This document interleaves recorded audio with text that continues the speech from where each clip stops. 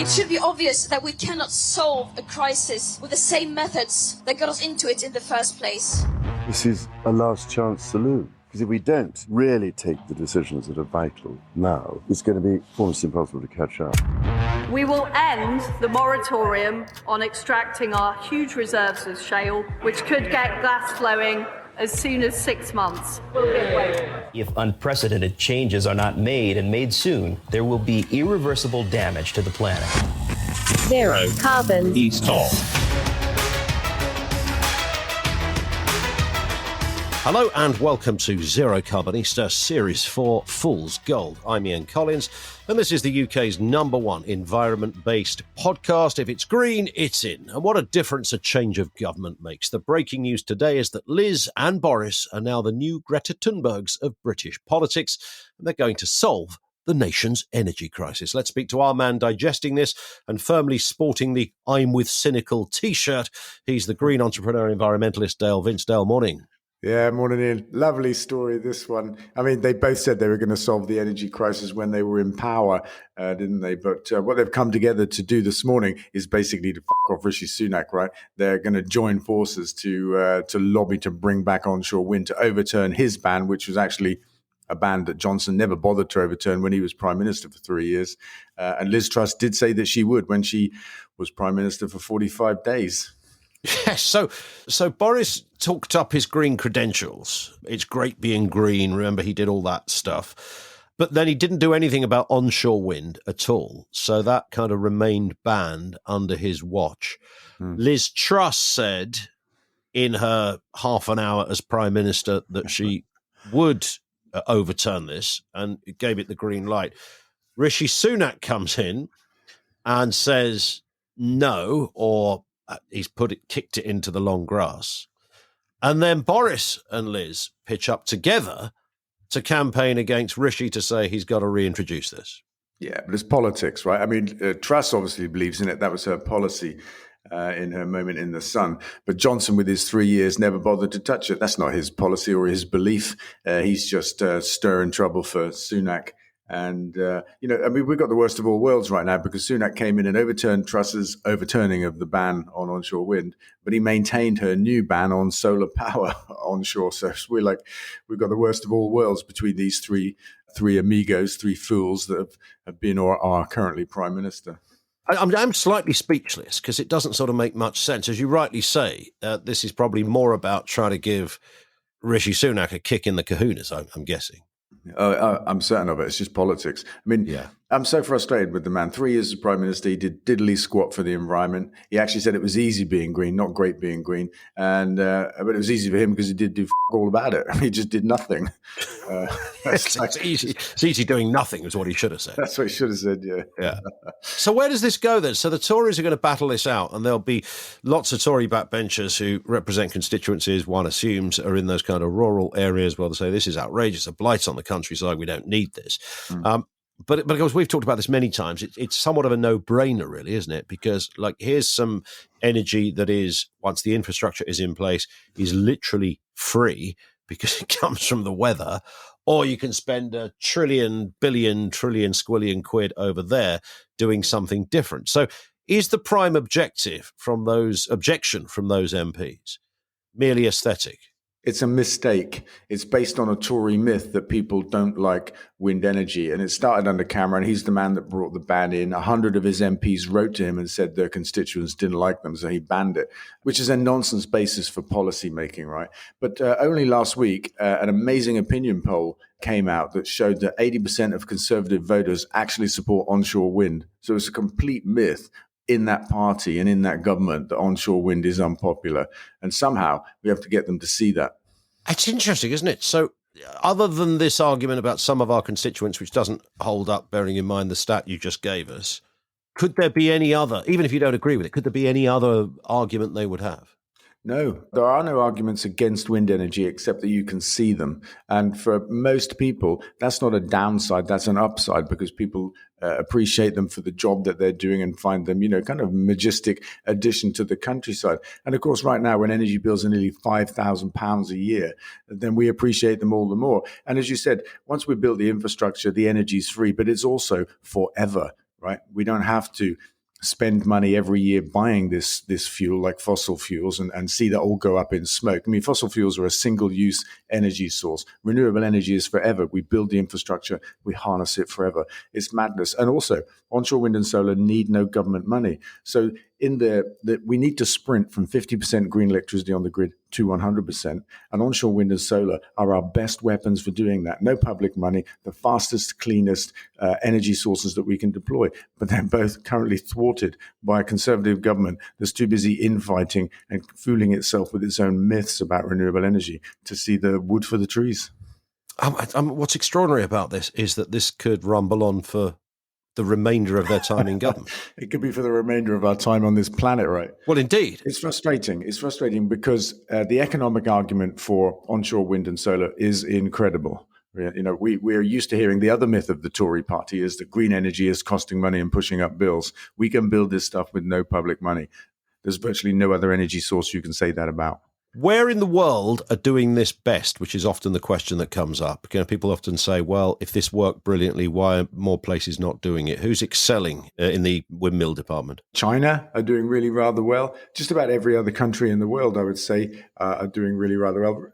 Like the fact that we languish bottom of the OECD economic table, 38 out of 38 nations. We're the same when it comes to renewable energy. We just sit there at the bottom, except for offshore wind, which we pumped a whole load of money into. It's frustrating. We should move on to another story. Yeah. Energy cap rises to 4,279, but don't panic. Yes, and don't build windmills, right?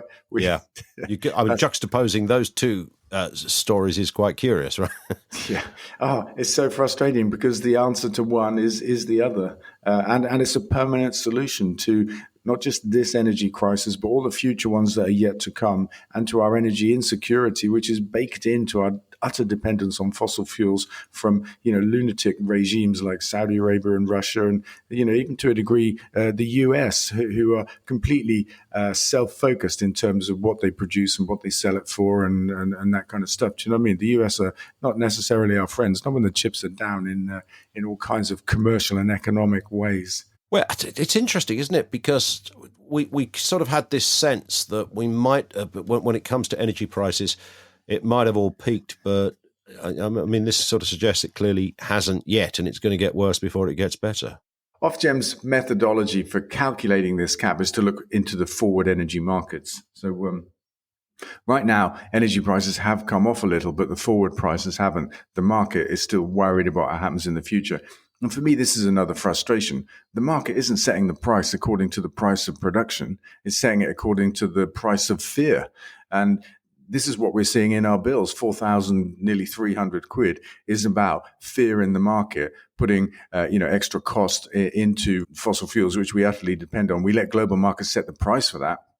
Even though half of our gas comes from our North Sea, we're going to pay this new stupid price. We are paying it. We've been paying it now since the energy crisis began. And it's just one of the fundamental problems we have with the dogma of free markets that we've been wedded to since Thatcher. We let the markets decide all kinds of things, even what we pay ourselves for our own gas. That's madness. Here's a question from Phil on LinkedIn. Keep seeing your amazing diamonds online. Are they strong enough for industrial usage? Good question. Yeah, absolutely. I mean, these are diamonds, and diamonds are diamonds, whether they're industrial or ripped out of the ground. Same thing. So, yes. They are. Could hemp be a tool in climate change battle? Screams a headline on The Guardian this week. Yeah, I mean, hemp has been banging around for a while as the solution to so many different problems. It's a building material. You can make clothes from it. And this story is about its incredible ability to absorb carbon, something like 20 tons per hectare, much more than trees can. It grows something like 4 meters in 100 days. It's incredible. Wow. It's like a weed, right? We might think of it as a weed. And sure. Currently, you can't grow it in this country without a license from the government. It's banned, even though it's not actually a narcotic, but it is related to the cannabis plant. But yeah, I mean, I think it's an amazing answer for rewilding and rapid carbon absorption. This one in from Amy on Twitter. Great to see you in The Observer. How do they think you had a fleet of racing cars, for goodness sake? Where did that come from? Honestly, This is up there with the helicopter, isn't it? I guess it is. I have no idea. We did a face-to-face interview some months ago for that, and I was I'd forgotten it had happened, and was surprised to see it in the Observer and the Guardian. It was otherwise a very accurate article. One of the most accurate I've seen and done. So what? So did the journalist just say, "Tell us about your racing cars"? No, we didn't talk about racing cars. Honestly, I don't know where he's coming from. It could have been a conversation about Forest Green and the electric cars that we have there for the staff there. It could have been Got that. it. Yeah. And the helicopter, is that gone now? Yeah, he didn't mention that. Flying around your neck of the woods, observing what's going on down there.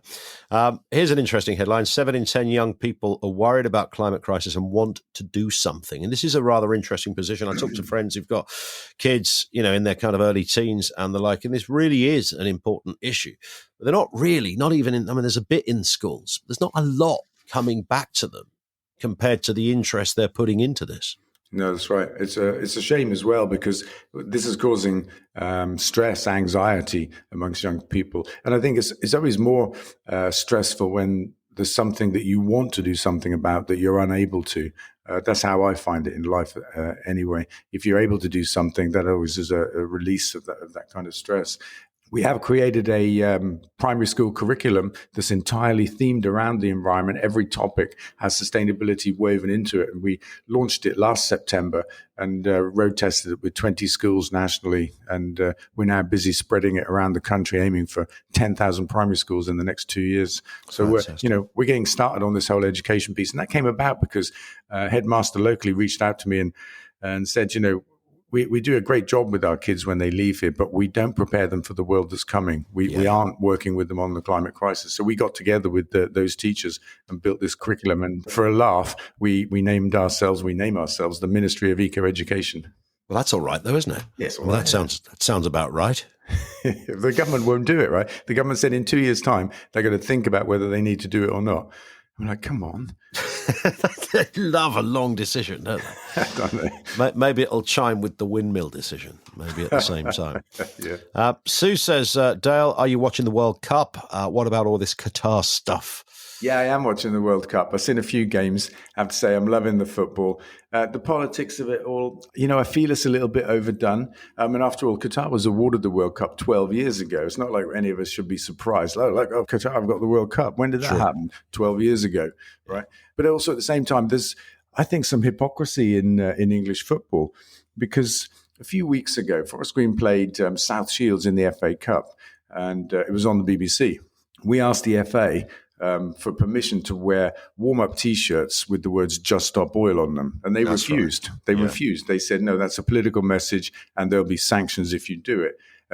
So we didn't do it, rather than cause problems. And yet, right now, you've got the FA in Qatar lobbying for the players to wear armbands that FIFA have said you can't have. Right? They're not allowed, and we'll sanction you. And the FA have been making quite a lot of this, using it as a kind of, a platform for not virtue signaling, but, to say, look, we're on the side of the good guys here. We're standing up against FIFA, except when the threat of yellow cards came, and then they caved in. And I'm about to write to the FA and say, look, how do you justify this difference in position? Correct. You're willing to speak out against FIFA's rules and run the risk almost of sanctions. And at the same time, back here in England, you say, well, we can't wear a Just Stop Oil T-shirt. What's the difference between One Love and Just Stop Oil? Right? It's all in everybody's interest. You would think so.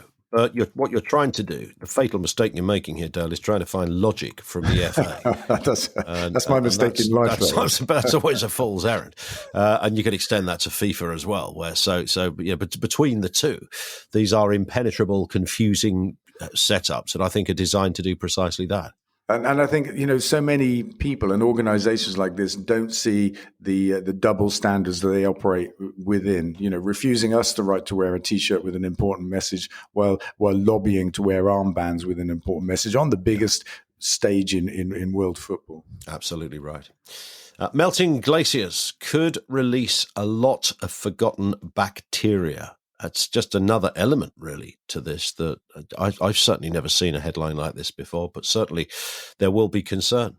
We actually did touch upon this story a few episodes ago. There was another report that said that underneath the melting ice, there is bacteria and possibly viruses, all kinds of stuff that's been buried for tens of thousands of years, stuff that, we won't have a resistance to, and the animals that come into contact with it first before us won't have a resistance to. And it could be a source of new global pandemics, which is quite a scary thought, really. And the idea of mankind being undone by bacteria from under the ice rather than ice melting and raising sea levels, that's a whole different kind of ball game, isn't it? Absolutely. Greg says, he emailed, I heard you talking recently on the World Service about zero carbon air travel. Is this really coming? It's always been the one, hasn't it, in conversations about travel and changing energy sources and how you can make things move and get around and not completely reverse the human journey. Air travel has been that one with the massive question mark over it. Yeah, that's right. And to a lot of people, when you're in those conversations about the need to change how we live, it's seen as the Achilles heel of the green movement, the one thing that you can't solve. And therefore, if you don't have that answer, then nothing you're saying is worth pursuing, which is always a bit unfortunate. It's always been my position that green flying is coming. It's in my books, predicting that within 10 years we'll be flying across Europe. In conversations with sports journalists, it always comes up about football. How can football be green when, clubs fly to international tournaments and stuff? And, my answer there is actually my answer everywhere. Let's not worry about what we can't deal with now, right? Because 80% of the problems that we can deal with are in our control. And flying is something that's changing in the background, like fan travel in football. Another thing that comes up. Fans are adopting electric cars. Electric cars are taking over the roads and electric buses. And in the same way, electric planes are coming. Absolutely. So I don't fret about that at the moment that, we don't have it. It's definitely coming. And I predict within 18 months, we'll have electric planes in the skies carrying passengers in Britain. That will be incredible. Here's a disturbing headline. Over 20,000 people died in Western Europe's summer heat waves, according to new figures. This is incredible. Temperatures that would have been virtually impossible are there.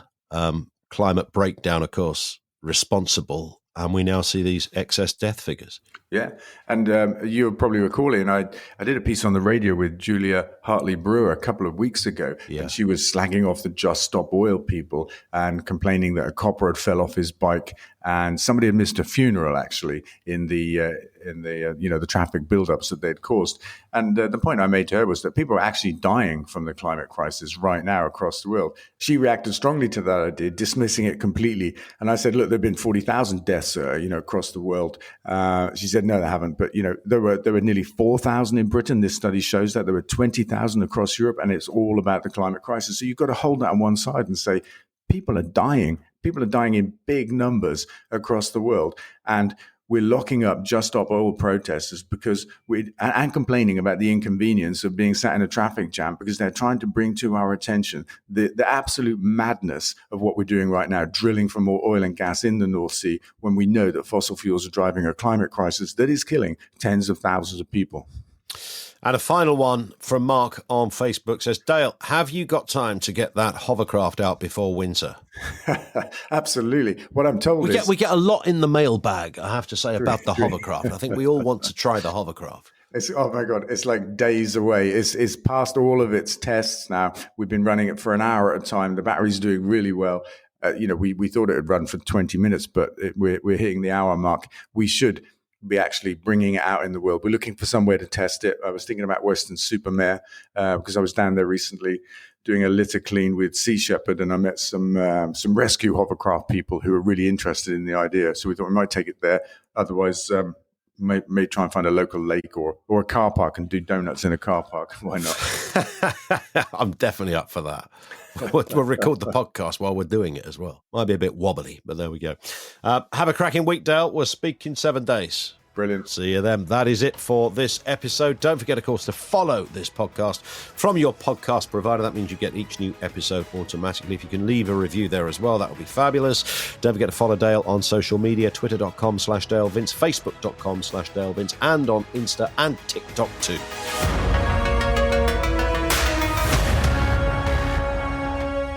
Zero carbon east of